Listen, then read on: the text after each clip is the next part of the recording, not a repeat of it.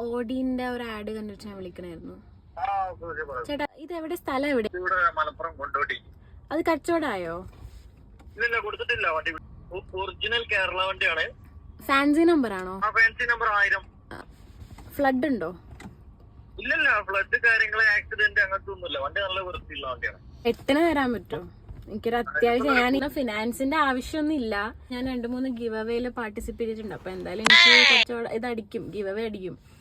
നമ്മളെ Joji തമ്പിന്റെ give away ഉണ്ട്. അപ്പൊ ഗീവ് അവേ എനിക്ക് നാളെയാണ് അതിന്റെ 8 മണിക്ക് ലൈവ് വരും. അപ്പൊ 8 മണിക്ക് റെഡി ആയിട്ട് വന്ന് ഓടി എടുക്കാനായിരുന്നു. ഈ പറ്റിക്കാൻ വേണ്ടി വിളിക്കുന്ന കുറെ എണ്ണങ്ങൾ ഇറങ്ങിയിട്ടുണ്ട്, അതെനിക്കറിയാം. ആൾക്കാർ അതിന്റെ ത്രെഡ് ഒക്കെ വന്നാണ്. ഞാൻ ഇന്നാളൊരു ഓടി കാണാൻ പോയപ്പോ ടയർ തേഞ്ഞ് ഒരു സൂചി ഉണ്ടോ ടയർ?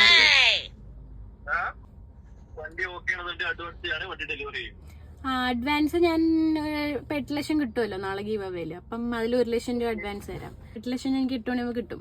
കാരണം 8 നല്ല നമ്പർ അല്ലേ. 8 ലക്ഷം 8 മണി, അതാണ് നമ്മുടെ പോളിസി. അപ്പം അത് കിട്ടുമ്പോൾ ഞാൻ വരുമ്പോൾ ചേട്ടന് ഒരു പാക്കറ്റ് ഐസ്ക്രീം കൊണ്ടുവരും. എനിക്ക് കാരണം സന്തോഷം വരുമ്പോൾ ഐസ്ക്രീം കഴിക്കാൻ ഭയങ്കര ഇഷ്ടം.